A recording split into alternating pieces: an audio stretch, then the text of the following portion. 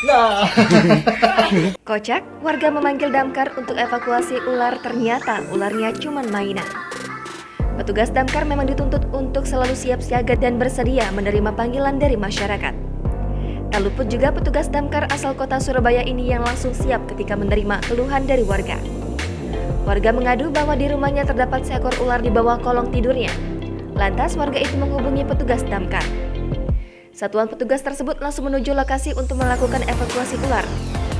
Petugas damkar juga memperhatikan keselamatan dan menggunakan pakaian lengkap beserta helm. Secara perlahan dan hati-hati petugas itu menyusuri bawah kolong kasur warga tersebut. Ketika ular tersebut berhasil ditangkap, betapa terkejutnya dua orang petugas damkar itu. Ia bukannya mendapat ular berbisa, malah ular mainan.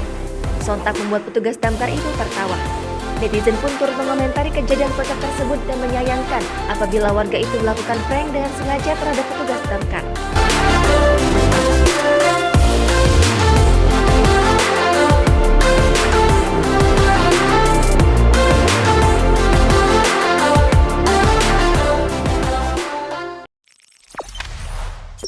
Jangan lupa subscribe, share, komen, dan like ya.